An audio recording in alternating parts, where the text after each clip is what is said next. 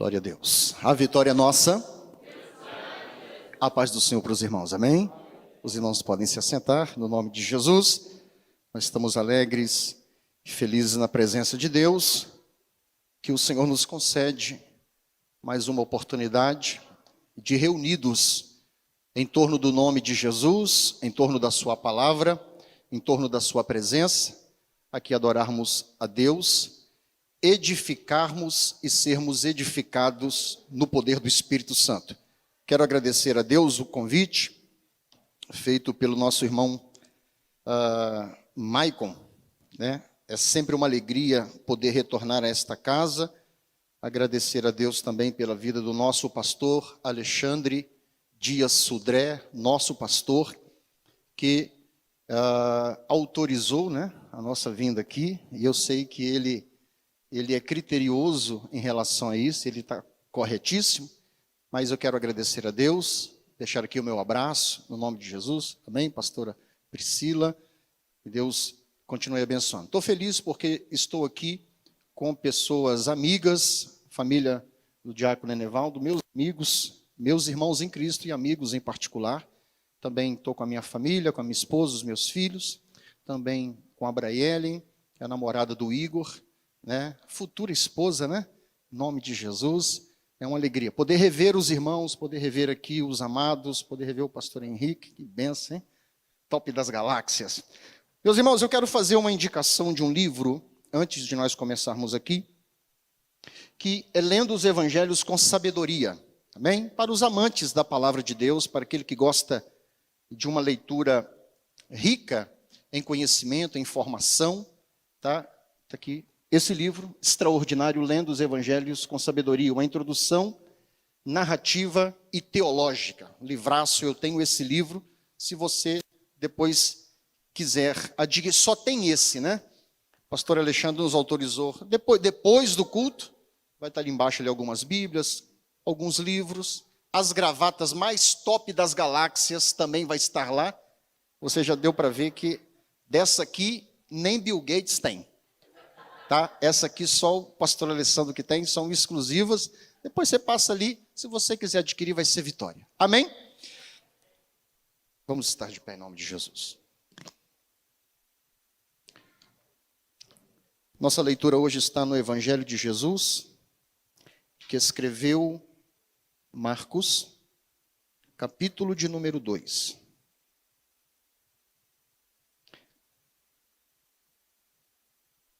Nós louvamos, nós cantamos, sentimos a glória de Deus. E agora nós vamos meditar um pouco nas Sagradas Escrituras, no nome de Jesus. Evangelho de Jesus, que escreveu Marcos, capítulo de número 2, a partir do versículo 1, diz assim: E alguns dias depois, entrou outra vez em Cafarnaum, e soube-se que estava em casa. E logo se ajuntaram tantos que nem ainda nos lugares junto à porta eles cabiam, e anunciava-lhes a palavra. E vieram ter com ele, conduzindo um paralítico, trazido por 4. E vieram, e não podendo aproximar-se dele por causa da multidão, descobriram o telhado onde estava e, fazendo um buraco, baixaram o leito em que jazia o paralítico. E Jesus, vendo-lhes a fé, disse ao paralítico: Filho, perdoados estão os teus pecados. E estavam ali assentados alguns dos escribas que arrazoavam em seu coração, dizendo: Por que diz este assim blasfêmias? Quem pode perdoar pecados senão Deus? E Jesus, conhecendo logo em seu espírito que assim arrazoavam entre si, lhes disse: Por que arrazoais sobre estas coisas em vosso coração? Qual é mais fácil, dizer ao paralítico: estão perdoados os teus pecados, ou dizer-lhe: levanta-te e toma o teu leito e anda.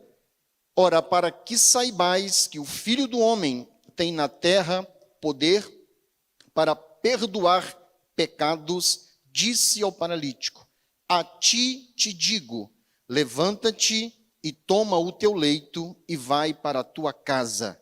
E levantou-se e, tomando logo o leito, saiu em presença de todos, de sorte que todos se admiraram e glorificaram a Deus, dizendo: nunca tal vimos. Senhor, em nome de Jesus, pedimos que o teu Santo Espírito fale conosco agora, através das Sagradas Escrituras. Pedimos que seja assim no nome de Jesus. Amém. Os irmãos podem se assentar. Meus amados, nós estamos diante de um texto muito conhecido dos amados irmãos. Nós sabemos que o ministério de Jesus foi um ministério curto, conciso, porém foi um ministério muito intenso. Jesus, em 3 anos e meio aproximadamente, realizou uma obra que havia sido agendada, planejada, antes da criação do mundo. Jesus, como Paulo vai dizer, que vem na plenitude dos tempos, ou no tempo adequado, no tempo propício. E ele, agora, aos 30 anos, começa a exercer o seu ministério. O ministério de Jesus é baseado em 3 pilares importantes e fundamentais. O primeiro pilar do ministério de Jesus era a pregação da palavra. O segundo pilar do ministério de Jesus era o ensino da palavra. E o terceiro pilar, que era também extraordinário, era as operações de milagres, poder, cura de leprosos, ressuscitação de mortos e coisas extraordinárias. Jesus pregava e a pregação de Jesus fluía às multidões. Os ensinos que Jesus ensinavam confirmavam a fé, angariava os fiéis. Jesus pregava não como os escribas. A mensagem de Jesus era diferente dos religiosos do seu tempo. A palavra de Jesus vinha misturada com poder, vinha misturada com sinais. As palavras que Jesus pregava, ela vinha com a chancela do Espírito Santo, que havia descido sobre ele quando ele é batizado por João Batista, ali no Rio Jordão. Jesus tem uma agenda ampla, intensa. Jesus começa a pregar o evangelho, e quando nós analisamos, seja qual for dos evangelhos que você escolher, você vai ver Jesus pregando, você vai ver Jesus ensinando, você vai ver Jesus viajando, você vai ver Jesus curando, você vai ver Jesus confrontando a incredulidade, a hipocrisia daquele tempo dentro de um sistema, dentro de um contexto religioso completamente corrompido. Você vai ver sempre Jesus confrontando escribas, fariseus, saduceus, os sacerdotes do seu tempo, porque a religião de Israel já estava corrompida há décadas, há séculos. É só você estudar o livro ou os livros do Pentateuco, que você vai perceber a dificuldade que o povo judeu tinha de adorar apenas um Deus. Nós vamos perceber essa dificuldade quando Jesus vem a exercer o seu ministério. Isso não foi diferente. Jesus agora começa a curar pessoas. E Jesus agora vai na casa de uma pessoa em Cafarnaum, uma cidade onde ele fez dela o seu quartel-general, a sua base missionária. Jesus está lá dentro, e aonde Jesus estava, a multidão afluía com muita facilidade. Afluía por causa do poder da palavra, fluía por causa da palavra de poder, e fluía também por causa dos sinais. Jesus está dentro da casa, a multidão afluiu, cercou a casa, não tem como mais entrar. A casa está abarrotada, as janelas estão abarrotadas, as portas estão abarrotadas de pessoas. Jesus aproveita a oportunidade e vai pregar a palavra de Deus. Jesus era muito esperto. Porque, como eu disse para os irmãos, a base do ministério de Jesus era ensino e pregação. Jesus sempre pregou primeiro, ensinou primeiro, para depois curar. Essa é a base da igreja. O que está faltando para nós hoje, ou para a igreja de Jesus no Brasil ou no mundo, é uma igreja verdadeiramente bíblica. E eu glorifico a Deus, pastor, que essa igreja, ela é ensinada, ela é doutrinada pela pregação da palavra de Deus, pelo evangelho de Jesus Cristo. Jesus pregava, ensinava, Jesus está dentro da casa. Por certo, Jesus está no cenáculo. O que é o cenáculo? Era o cômodo central da casa, ou era a sala da casa, era o cômodo maior da casa. Jesus ali está pregando o evangelho, está pregando o evangelho do reino. Porém, do lado de fora, nós vamos ver uma multidão com uma demanda muito grande. E entre todas as questões que envolviam estas pessoas que estavam, inclusive, do lado de fora, havia um homem paralítico, possivelmente tetraplégico, que estava numa cama, que ao ouvir falar que Jesus estava presente naquela casa, desejou no seu coração se encontrar com Jesus para receber dele uma cura. Porém, era paralítico, possivelmente tetraplégico, não podia caminhar. Porém, esse paralítico encontra 4 homens ou 4 amigos que decidem ajudá-lo nessa jornada, nesse desejo insaciável de estar na presença de Jesus para receber dele uma graça, receber dele um milagre. Ao olharmos para o contexto desse paralítico, um homem que está inutilizado por causa da sua enfermidade, da sua deformidade. Esse homem agora deseja ir a Jesus, mas não consegue, não anda. Ele deseja ir a Jesus, mas não consegue, porque não anda e porque existe uma multidão. A casa está cercada. Dentro da casa não cabe mais ninguém. Aquele homem deseja estar diante de Jesus. O que nós aprendemos com este paralítico e com esses 4 amigos para uma aplicação do texto sagrado para nós? Primeiro, nós aprendemos que o paralítico representa o homem escravizado pelo poder do pecado, e os 4 amigos representam a igreja que conduz os perdidos à presença de Cristo para o perdão e a cura da salvação. Meus irmãos, qual é o estado espiritual do homem sem Deus? Paralisia espiritual. O pecado paralisa, o pecado causa inércia, o pecado faz com que o homem perca o movimento, o pecado faz com que o homem não consiga ir à presença de Deus.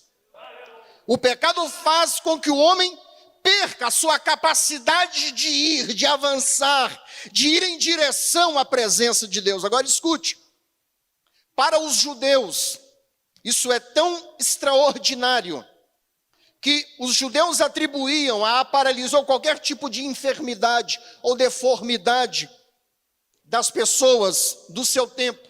Atribuíam os defeitos físicos, paralisia, cegueira, lepra. Eles atribuíam a maldição do pecado cometido por aquela pessoa. Ou talvez aquela pessoa tenha essa doença, tenha essa enfermidade, porque Deus está visitando com maldição o seu pai, o seu avô, ou a geração do seu avô, a geração do seu pai. Como a Bíblia vai dizer que Deus visita a maldade dos pais nos filhos. Por essa razão, para um judeu ser paralítico, ser doente, ele sofria discriminação, ele era desprezado, porque os judeus pensavam que qualquer pessoa doente é porque ela estava pagando pelos seus pecados. Agora escute, não somos nós que salvamos. Eu disse aqui que esse paralítico representa o homem escravizado pelo poder do pecado. E disse também que esses 4 amigos representam a igreja que tem poder do Espírito de Deus para levar os perdidos à presença de Jesus. Porém, não somos nós que salvamos, mas somos nós que pregamos. Não somos nós que curamos, mas somos nós que oramos e clamamos e pedimos a Deus para que Ele opere o milagre. Quando eu olho para esse texto, está prestes a acontecer algo inusitado, algo diferente. Esses amigos agora desejam levar esse paralítico à presença de Jesus, mas há uma série de impedimentos. Primeiro, o cara é paralítico, já disse aqui. Segundo, tem a multidão. Jesus está dentro da casa, não tem como entrar. E agora, eles vão tomar atitudes movido por fé.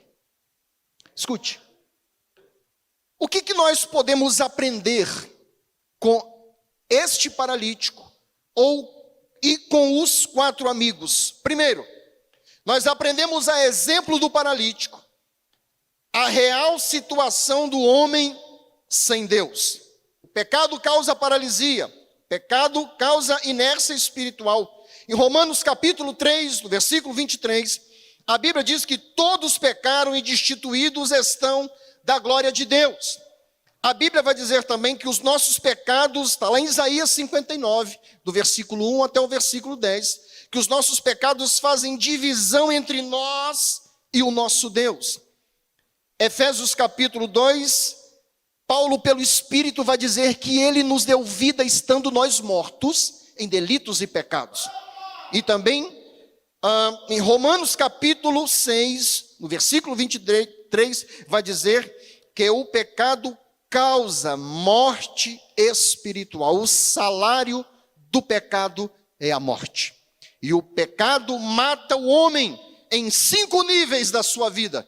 Primeiro, o pecado causa morte moral. Segundo, morte social. Terceiro, morte física. Quarto, morte espiritual. E quinto e por último, morte eterna. O estado desse paralítico traz para nós lições importantes com relação ao poder do pecado. Que eu, como igreja, e você como igreja, não podemos brincar com o pecado. Que nós não podemos nos submeter ou acharmos que nós somos crentes o suficiente para brincar com o pecado. Sansão brincou com o pecado. E a história de Sansão está na Bíblia para vergonha nossa. Ao ler a história de Sansão, perceba, muito difícil alguém pregar sobre Sansão. Porque a história de Sansão foi registrada exatamente, e uma das razões pela qual a história de Sansão está registrada é para mostrar para nós que com o pecado não se brinca. O que eu aprendo com esse texto, com essa história? Segundo, aprendemos que o homem por si só, por mais que queira, jamais conseguirá ir a Deus. Por mais que o homem lá fora, escute o que eu vou dizer, por mais que as pessoas lá fora que não têm Deus, que não conhecem a Deus, estejam enxafurdadas na miséria, na desgraça, no pecado, nas drogas, nos vícios, essas pessoas, por si só, não têm condições de ir a Deus. Estão espiritualmente paralíticos. E o pecado não somente causa inércia, o pecado mata. Quem está morto não tem movimento, quem está morto não tem reação. Tem esse homem nesse texto que deseja ir à presença de Jesus, mas não consegue. Precisou de 4 amigos. O homem por si só não pode ir à presença de Deus. Por quê? Porque o pecado causa essa imobilidade, essa estagnação, essa paralisia espiritual. Somente o Espírito Santo pode convencer o homem do pecado, da justiça e do juízo. Nós aprendemos que o homem não pode ir à presença de Deus, meus irmãos. Sabe por que você está aqui hoje? bonito, cheiroso, top das galáxias. Sabe por quê? Não é porque você foi a Deus, é porque Deus foi até você. É porque Deus usou um pregador. É porque Deus usou um obreiro. Aleluia. É porque Deus usou uma pessoa que canta, um músico. E ele cantou o evangelho, ele pregou o evangelho, testemunhou o evangelho. Pegou um folheto e Deus estava ali o evangelho. Sabe o que é isso? É Deus indo atrás de você. Porque no pecado nem eu e você teríamos condições. O paralítico não anda, morto não tem reação. Só que tem uma coisa, tem 4 amigos, a igreja, Shobedelevasaio terra, a igreja prega, a igreja avança, a igreja visita, a igreja intercede. E quando a igreja prega, quando a igreja proclama, ela proclama no poder do Espírito Santo. Não tem multidão, não tem dificuldade, não tem demônios, não tem nada que impede a ação da igreja. Jesus disse para Pedro: olha, Pedro, segundo essa declaração que você disse, que eu sou o Cristo, o Filho de Deus vivo, eu vou edificar a minha igreja. E eu vou dizer para você uma coisa: as portas do inferno não prevalecerão contra ela. Terceiro que nós aprendemos com este texto, aprendemos a exemplo dos 4 amigos do paralítico, que a igreja está legitimamente habilitada a trazer todos os perdidos ao conhecimento do evangelho de Cristo. Não é a igreja que salva, mas é a igreja que prega.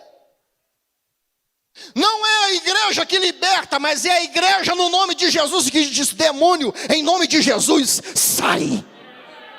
Não é a igreja que cura, mas o que Jesus disse: em meu nome imporão as mãos sobre os enfermos e eles serão curados. Paulo disse: eu não me envergonho do evangelho de Cristo. Sabe por quê? Ele é o poder de Deus, é o poder de Deus, é o poder de Deus para a salvação. Se você prega, Jesus salva. Se você prega, Jesus liberta. Se você prega, Jesus levanta paralítico, espiritualmente dizendo, coloca ele de pé, leva ele à presença de Deus.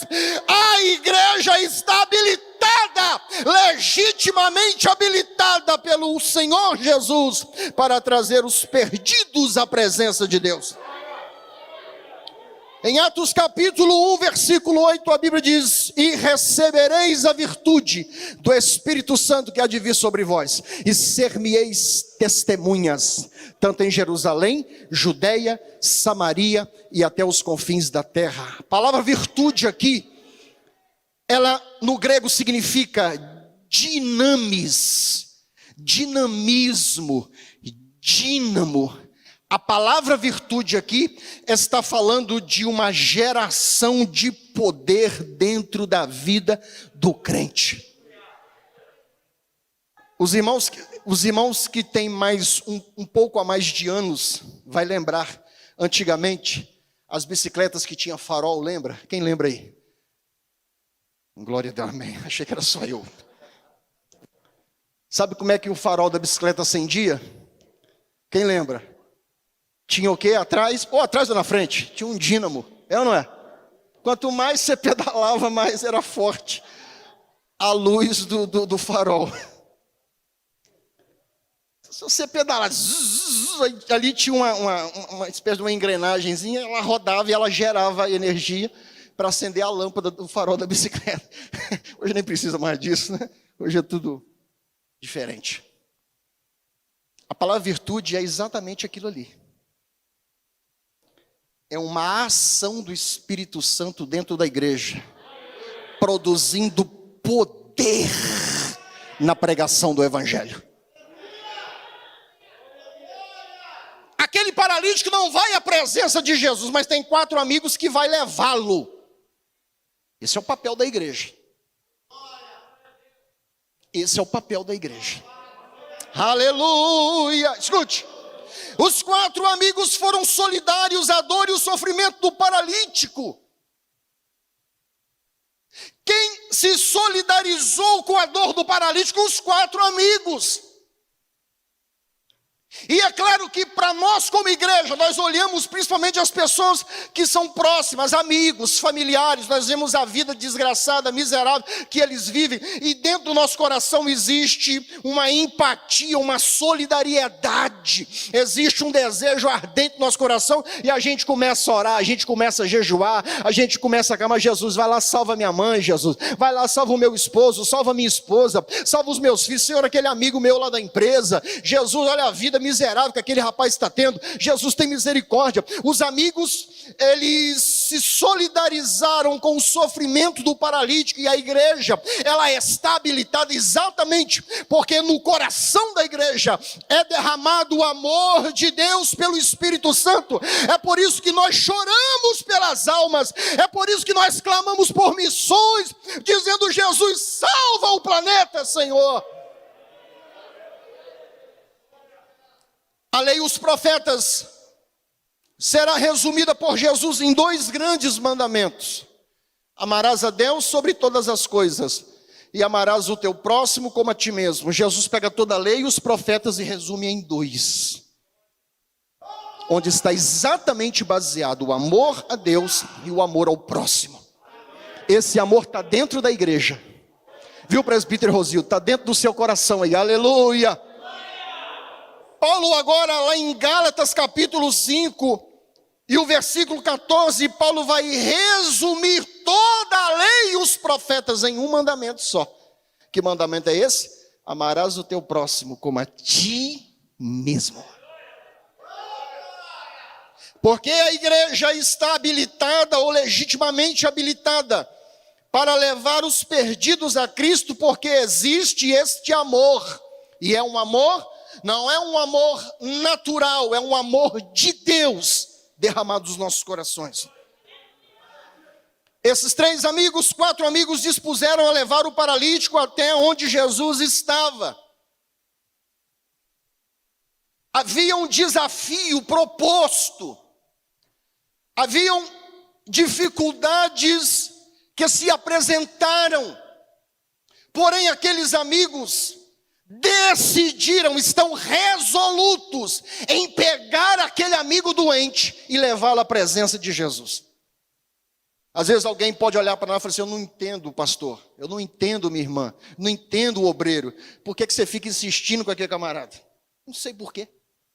Vendo o cara tá na cachaça, o cara tá na droga, o cara tá nem aí para Deus, você tá ali, vamos, rapaz, vamos lá para a igreja, vamos lá, meu, vamos lá, rapaz, vai lá na escola dominical, vai lá no culto de sexta-feira, tem poder de Deus, tem palavra, tem libertação, tem louvor de qualidade com esses meninos top das galáxias aqui, com esse back top.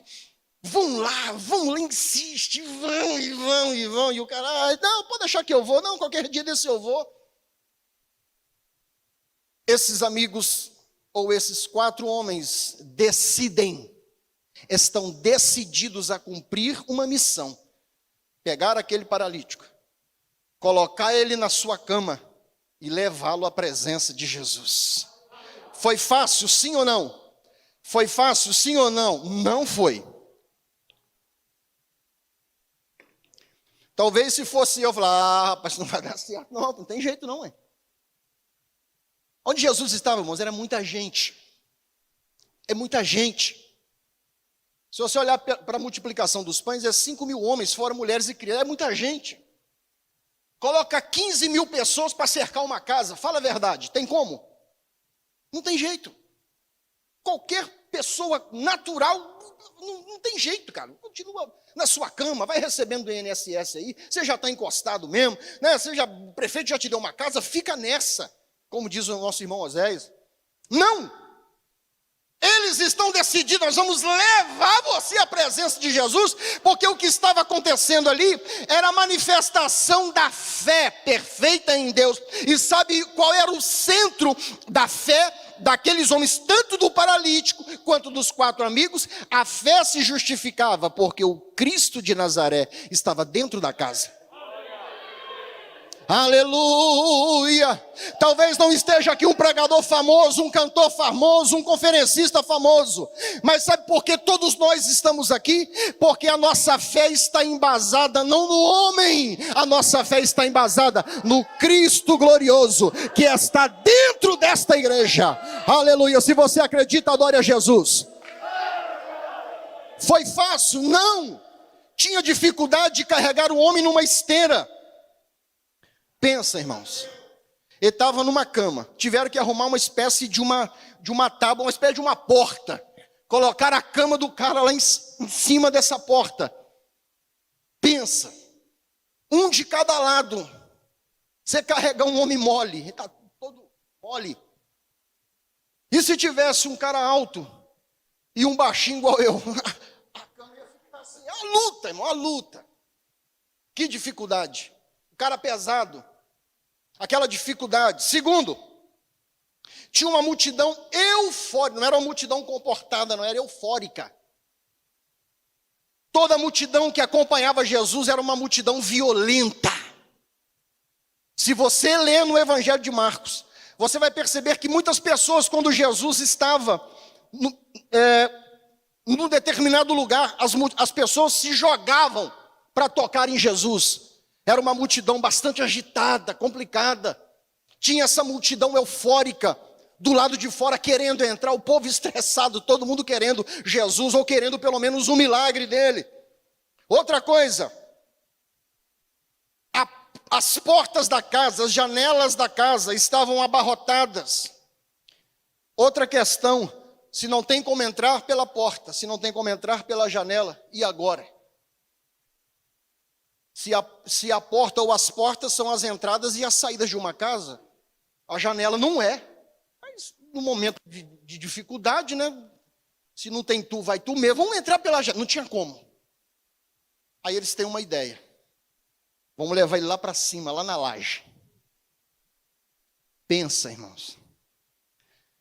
As casas no tempo de Jesus, muitas delas, a laje da casa, ela era usada naquele tempo, porque né, lá onde Jesus, lá em Jerusalém, naqueles lugares ali é muito quente.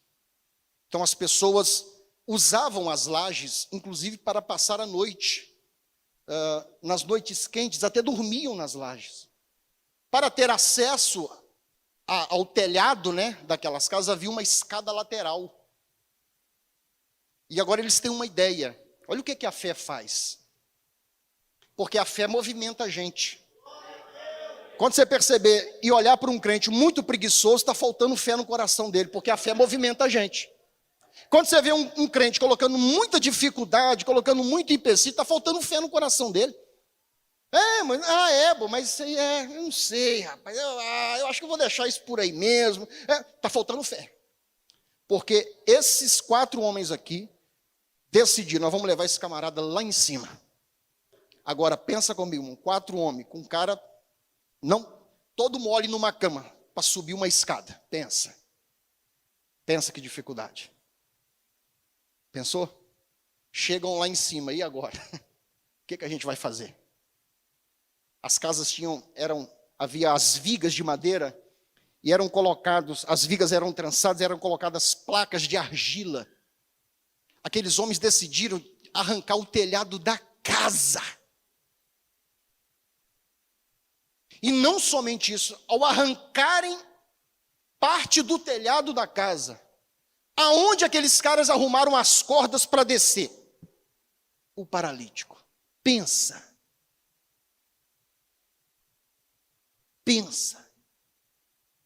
Esse é o papel da igreja. Quando a igreja começar a se conformar com o óbvio, nós estamos em perigo na presença de Deus. Porque a igreja de Cristo é uma comunidade de fé. E a fé nos leva a fazer coisas inexplicáveis. Quando a gente começar a pensar, não, para essa cidade não tem jeito mais não, bobo. Ih, acabou. Não, nós vamos continuar dessa maneira aqui mesmo, porque do jeito que está, quando a igreja entrar na zona de conforto, está tudo errado.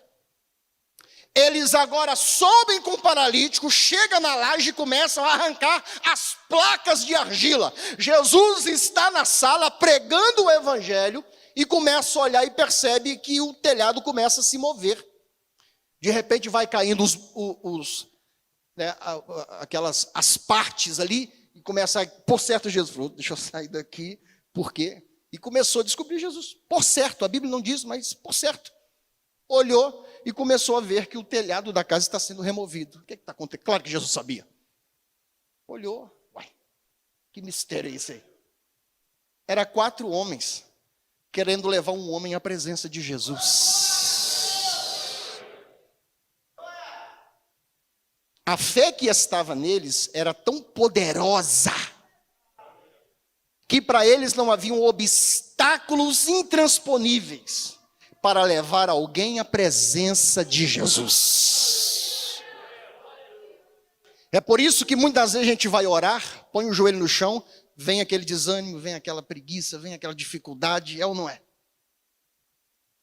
Meu Deus, eu estou orando aqui, já tem 2 minutos, já falei tudo que eu tinha que falar para Jesus e agora tudo é difícil. É ou não é? Vir para o culto é difícil. Servir a Deus é difícil, ler a Bíblia é difícil, estudar a Bíblia, tudo é difícil, meus irmãos. Por isso que a igreja precisa ser movida por uma fé sobrenatural para operar, porque a Bíblia vai dizer, o Espírito Santo usando Tiago, dizendo que uma fé sem obras é uma fé morta. Porém, uma igreja de fé, ou um povo de fé, um homem de fé, uma mulher de fé, ela toma atitudes inusitadas, com proporções estranhas, porque é exatamente isso. Para que o nome de Jesus seja glorificado, foi necessário pegar o homem, romper a multidão, subir a escada, arrancar o telhado da casa e descer de maneira orquestrada aquele homem até a presença de Jesus. Quando eles conseguem esta façanha, esta proeza, a Bíblia vai dizer para aqueles homens que criam que Jesus, que estava dentro da casa, tinha condições de curá-lo. Com todo esse esforço de fé, o que Jesus fez em resposta? Porque todo crente de milagre é um crente de fé. Pode perceber, quem tem história para contar é porque tem fé no coração. Beleva choubia. Quem tem testemunho, e não é testemunho dos outros, pode contar também dos outros, não tem problema, mas é história sua. Sua. Aconteceu comigo, pastor Alessandro, assim, assim, assim, assim, estava assim, assim, assim, e eu orei e criei, depositei minha fé, que sabe o que aconteceu? Deus fez assim, assim, assim, assim, assim. Aleluia! Jesus está vendo a movimentação da fé daqueles homens, tanto dos amigos quanto do paralítico. Jesus agora vai responder à fé desses homens. Escute, não são os nossos esforços que produzem milagre, mas é a fé com obras, é a fé perfeita em Deus, que gera o esforço em nós em relação a Cristo. E por essa razão, Cristo opera milagres. Não, pai, eu estou pagando o preço. Não é você não, senão o mérito é seu. Tem uma irmã aí no nosso campo aí, uma benção, já uma anciã, uma benção. A pastora Priscila conhece ela. Ela falou assim, irmão, ela dando testemunho numa congregação nossa aí no campo aí. Ela falou assim, irmãos, na simplicidade dela, ela falou obviamente de maneira, na simplicidade, ela falou assim, tudo que eu peço a Deus, Deus me dá. Mas tem uma coisa, né, irmão, eu mereço, né? Não merece não, não merece não. Não merece. O esforço desses 4 homens fora produzidos pela fé em Jesus. Entende? Todo o esforço orquestrado, empenhado, investido daqueles homens foi porque Jesus estava dentro da casa. Entendeu? Por essa razão, Jesus agora vai responder à fé que aqueles homens tinham nele. Escute, o que Jesus faz? Faz um monte de coisa, mas primeiro, Jesus trata primeiro a origem da doença daquele homem. O homem desceu, Jesus deu um passinho para trás, a cama desceu. Jesus vai chegar para aquele homem e vai dizer exatamente isso. Está no versículo 5, se a sua Bíblia ainda estiver aberta. E Jesus, vendo-lhes a fé dos 5, tanto dos 4 amigos quanto do paralítico, vendo-lhes a fé, disse ao paralítico, ele disse: levanta e anda aqui? Não. Filho, perdoados estão os teus pecados. Jesus vai tratar primeiro, a fé daqueles homens foi tão impactante, que Jesus vai tratar na origem da doença. Porque a grande doença daquele homem não era a sua paralisia física, era o seu pecado. Jesus responde à fé daqueles homens e vai dizer ao paralítico: eu vou começar curando a sua alma. Eleva Súria, Shoubebecaia. Vou começar te libertando do poder do pecado a partir de hoje. Perdoado estão os teus pecados. Naquele momento os doutores estavam dentro da casa, perseguiam muito Jesus. Onde Jesus estava, eles estavam. Eles começaram a murmurar. Absurdo. Ele não pode fazer isso. Ele não é Deus. Só Deus perdoa pecado. Como ele está dizendo para esse homem? Perdoado estão os teus pecados. Nem mesmo o Messias tinha o poder de perdoar pecado, somente Deus. Só Deus tem essa prerrogativa. Que arrogância deste homem dizer para este paralítico: perdoados estão os pecados. Porventura ele acha que ele é Deus?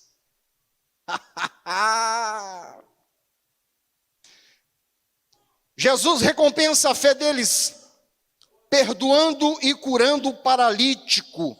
E isso demonstra para todos os presentes a sua deidade, a sua divindade. Irmãos, quando Deus encontra fé, o Deus Todo-Poderoso se manifesta a você. Quando Deus encontrar fé no nosso coração, porque tem aqui, essa igreja é uma igreja de fé, sabe o que vai acontecer? Não vai ser anjo, não vai ser arcanjo, nem querubim e nem serafim. Vai ser o próprio Deus que vai dentro da tua casa, para ouvir exatamente aquela oração que tu fazes. Deus entra com a providência, Deus entra com o milagre. Sabe quem vai entrar dentro da tua casa?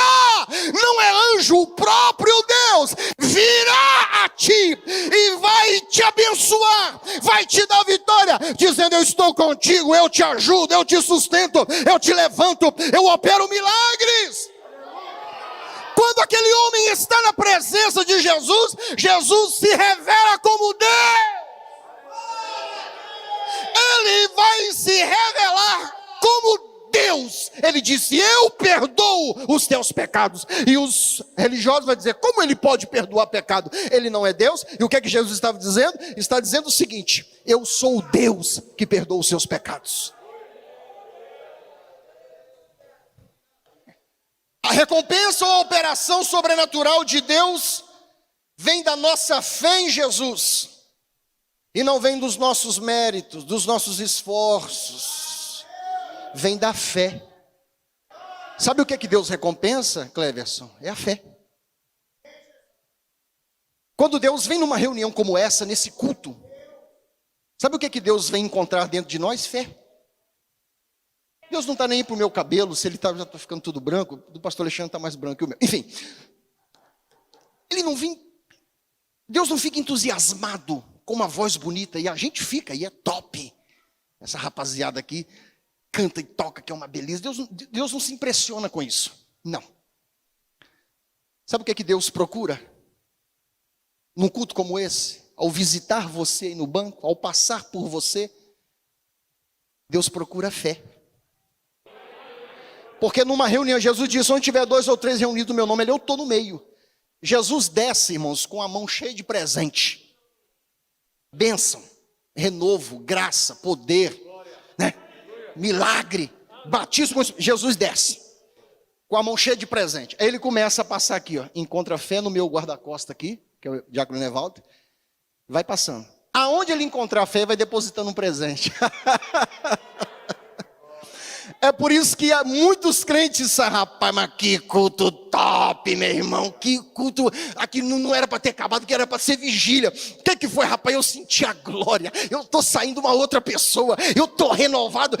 Sabe o que é isso? É porque Deus, o espeva se achebia, o Espírito de Deus veio até você e achou fé, e quando acha fé, Deus entra com ação, operando milagres. E por último, Jesus primeiramente perdoou os pecados daquele paralítico e em seguida o curou, a sua cura física, mostrando que a redenção do perdido é um milagre operado na alma e depois sim no corpo. Qual é o desejo de Deus? É de curar o nosso físico. Não vou dizer que não é assim, mas não é o primeiro, não é a prioridade de Jesus. Sabe qual que é a prioridade de Jesus? De fazer o que ele fez conosco e fazer com as pessoas que ainda não têm Jesus, salvar a alma deles. O primeiro milagre que Jesus quer operar é salvar a alma dele. A primeira coisa que Jesus quer fazer naquele seu parente, naquele seu esposo ou na sua esposa, que ainda não veio para Jesus, é mudar a alma, perdoar os pecados. Depois os milagres são consequências. A redenção do perdido é um milagre operado na alma. Jesus disse, eu perdoo os seus pecados. Eu anulo o poder avassalador do pecado na sua vida. A saúde física restaurada foi a prova dos pecados perdoados do que fora paralítico. E com isso, com esse milagre, com essa ação sobrenatural de Jesus Cristo, recompensando e agindo de acordo com a fé daqueles homens, a Bíblia vai dizer que Jesus foi glorificado, que no versículo 12, a Bíblia vai dizer assim, aquele homem é curado, ele levanta, ele está diante de Jesus, recebe uma palavra de poder de Jesus, ele tem os seus pecados perdoados, a sua enfermidade física curada, ele é restaurado, ele pega a sua cama, coloca nos ombros e agora ele levanta e vai para a sua casa. E no versículo 12, aqui eu termino, diz assim, e levantou-se e tomando logo o leito, saiu em presença de todos, de sorte que todos se admiraram e glorificaram a Deus, dizendo, nunca tal vimos. Amém. Vai um amém por essa palavra. Que Deus abençoe a sua vida. Que Deus abençoe a sua família. Nós estamos vivendo em um tempo em que mais do que nunca nós precisamos de ser homens e mulheres de fé. Porque Deus continua, não é ainda não. Deus continua operando o sobrenatural. Quando Ele encontrar em mim e em você fé para operar. Que Deus abençoe a sua vida e sua família em nome de Jesus. Mais uma vez, agradeço aos amados irmãos, ao presbítero Henrique, ao nosso irmão Maicon. Agradeço também ao pastor Alexandre Dias Sudré pela oportunidade, que Deus continue abençoando esta amada igreja no nome de Jesus.